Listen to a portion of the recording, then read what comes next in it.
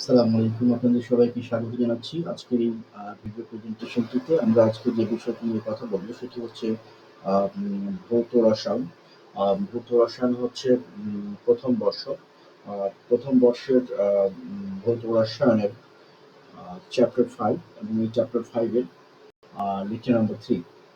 তো এই lecture number 3 তে আমরা এর আগে অন্যান্য চ্যাপ্টারগুলো এই চ্যাপ্টারের অন্যান্য লেকচারগুলো পড়েছি এবং বেশ কিছু গুরুত্বপূর্ণ কোশ্চেন আমরা ইতিমধ্যে শেষ করেছি।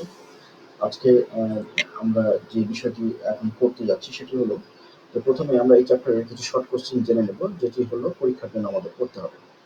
এই শর্ট কোশ্চেনগুলোর কোনো নোট আমি দিব না, এটা আপনারা নিজেরা তৈরি করে নেবেন, কারণ এই শর্ট কোশ্চেনগুলো বেসিক্যালি নোটগুলো হবে হচ্ছে আপনার 1 লাইন থেকে 1.5 লাইনের। সুতরাং এই কোশ্চেনগুলোর নোট নিজেরাই যে কোনো বই থেকে, ফিজিক্যাল কেমিস্ট্রির যে কোনো বই থেকে আপনারা তৈরি করে নিতে পারবেন।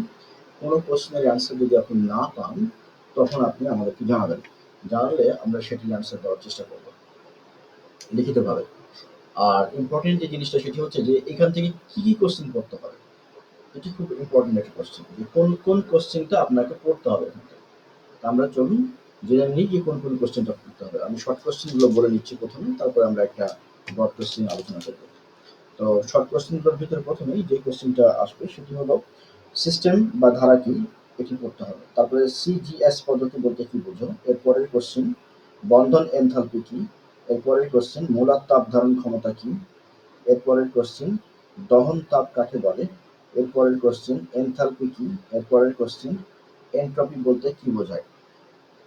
এই কোশ্চেনগুলো অবশ্যই আমাদেরকে পড়তে হবে এবং এটা 1 থেকে 1.5 লাইনের উত্তর হবে এবং যে কোনো বই থেকে আমাদের এই উত্তরটা রেডি করে নিতে হবে। আশা করছি আপনারা আমার কথা বুঝতে পারছেন।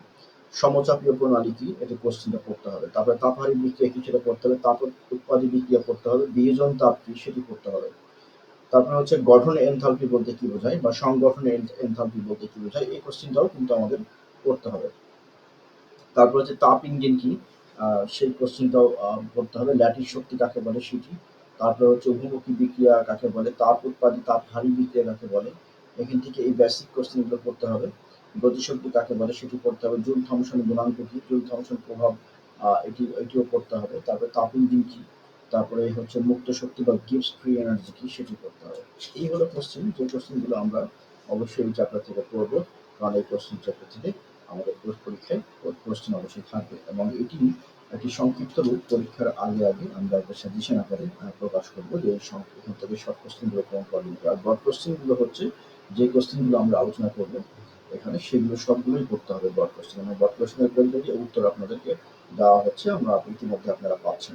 সো সব মিলিয়ে আশা করছি যে চ্যাপ্টারটা আপনাদের খুব ভালো ভাবেই কভার হবে এবং এখানে অনেকগুলো অঙ্ক রয়েছে, অঙ্কগুলো আমরা করবো এবং কিছু ম্যাথমেটিক্যাল ইকুয়েশন রয়েছে, খুব সুন্দর করে বুঝতে হবে, না হলে পরে যেটি হবে সেটি হলো পরীক্ষায় ভুল করবেন এবং মার্কস পাবেন না। কারণ ম্যাথমেটিক্যাল ইকুয়েশন যদি কোনোটা ভুল হয় তাহলে সেটি আর কোনো মার্কস ক্যারি করবে না এবং অ্যাট দ্য সেম টাইম হচ্ছে এগুলোকে মুখস্থ রাখাও সম্ভব না। সুতরাং আপনাকে এই জিনিসগুলো বুঝতে হবে, বুঝতে পারে মুখস্থ হবে। এবং যাদের বিশেষ করে ম্যাথে একটু বেসিক কম, তাদের ক্ষেত্রে একটু প্রবলেম বেশি হবে।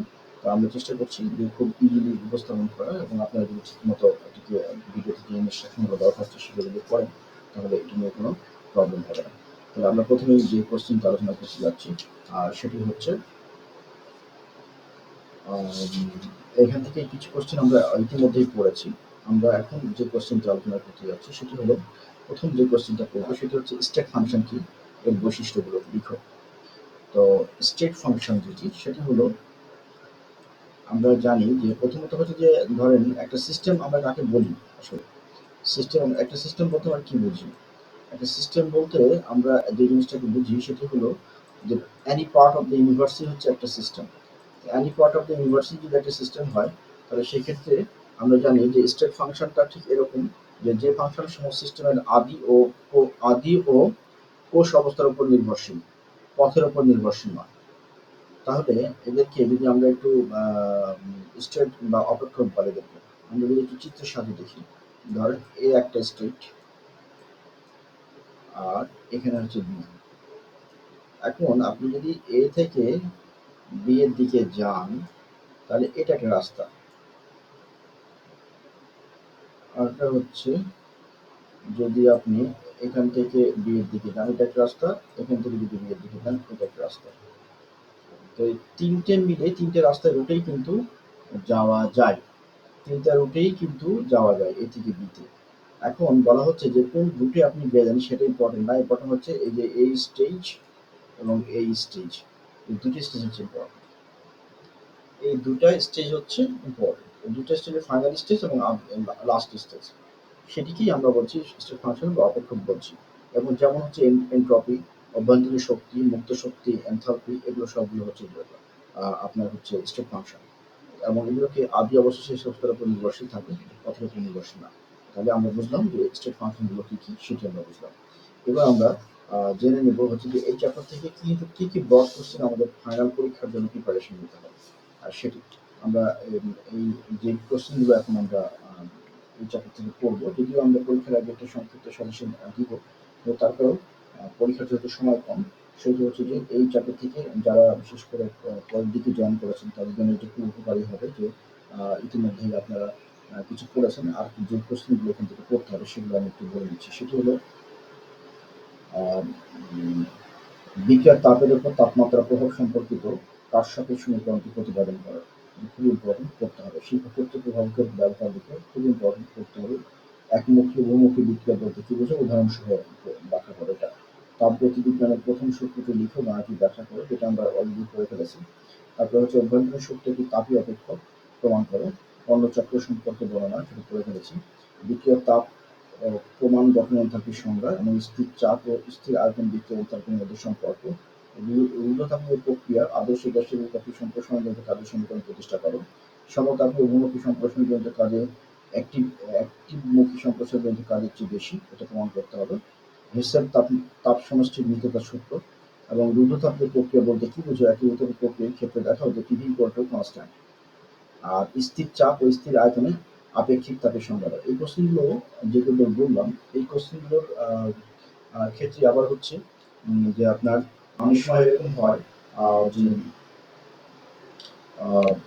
এই একাধিক নামে আসে কোশ্চেনগুলো, সেই ক্ষেত্রেও কিন্তু হচ্ছে যে একটা কোশ্চেন কতগুলো নামে হতে পারে, কতগুলো ভাবে হতে পারে, কতগুলো লাইনে হতে পারে, সেই কোশ্চেনগুলো কিন্তু আমাদের জানতে হবে। সুতরাং আমরা যদি নোটে এইগুলো উল্লেখ করে দেবো যে একটা কোশ্চেন কত রকম ভাবে কত লাইনে হতে পারে, সুতরাং নোট দেখে আপনারা ক্লিয়ার হতে পারবেন। যেমন দুই ফাংশনের সম্পর্ক এনথালপি ধ্রুবক থাকে, এটা ব্যাখ্যা করতে হচ্ছে। এবং এই কোশ্চেনে কারো বিভিন্ন ফর্মে আসে, আর সেটা আমরা এখন এখানে আলোচনা করবো। যখন যে কোশ্চেনটা আলোচনা করবো তখন সেটা বলবো। তাহলে আপনি বুঝতে পারবেন যে এই চ্যাপ্টার থেকে মানে রসায়নের প্রথম বর্ষ রসায়নের শক্তিবিজ্ঞান বা অ্যানালিটিক্স ইন কেমিস্ট্রি অধ্যায় 5 লেকচার 3 তে আমরা এই অধ্যায় থেকে যে কোশ্চেনগুলো আমাদেরকে অবশ্যই করতে হবে সেই সবগুলো কোশ্চেন আমরা আলোচনা করলাম। এবং আশা করছি যে এখান থেকে আপনারা প্রয়োজনীয় প্রিপারেশন নিতে পারবেন। এবং আমরা এখানে আর যে কোশ্চেন বাকি রয়েছে আমরা এখন আলোচনা করি, সেগুলো প্রতিদিন আগামী 2-3 দিনের ভিতরে এই চ্যাপ্টারটা আমাদের শেষ হবে, রসায়ন অ্যানালিটিক্স ইন কেমিস্ট্রি। তো এই চ্যাপ্টার শেষ করে আমরা ফিজিক্যাল কেমিস্ট্রি অন্য চাকরি চলে যাবো এবং পর্যায়ে আমরা ফিজিক্যাল কেমিস্ট্রি দ্রুত শেষ করবো। কারণ ফিজিক্যাল কেমিস্ট্রি নিয়ে যারা কোর্স করছেন তাদের বেশি প্রবলেম হতো ফিজিক্যাল কেমিস্ট্রি নিয়ে। সুতরাং ফিজিক্যাল কেমিস্ট্রিটা আমরা আগে শেষ করে প্ল্যান করার অন্য চ্যাপ্টারে দিয়ে যাবো। তাহলে আশা করছি যে আপনি ভালো আছেন। এবং একটি মেসেজ আছে আপনাদের জন্য, সেটি হলো যে যারা নতুন কেমিস্ট্রিতে ভর্তি হচ্ছে ফার্স্ট ইয়ারে প্রথম বা মাস্টার ডিগ্রি নিয়ে যারা ভর্তি হবে, তো এরকম যারা হচ্ছে তাদের ক্ষেত্রে আমরা নন মেজর যেগুলো রয়েছে, নন মেজরের ক্ষেত্রে আমরা কিন্তু অনেক স্কলারশিপ 50% স্কলারশিপ প্রদান করছি মাস্টার ডিগ্রি থেকে। সুতরাং আপনাদের পরিচিত যারা আছে সবাই আমাদের তারাও কিন্তু সবাই ধন্যবাদ জানিয়ে আমরা এই চ্যাপ্টারটা শেষ করছি। এই লেকচার 3 রসায়ন প্রথম বর্ষ ফিজিক্যাল কেমিস্ট্রি অধ্যায় 5 এর লেকচার 3টা আমরা এখানে শেষ করছি। আর পরের লেকচারটি অবশ্যই খুব দ্রুত আপলোড হয়ে যাবে।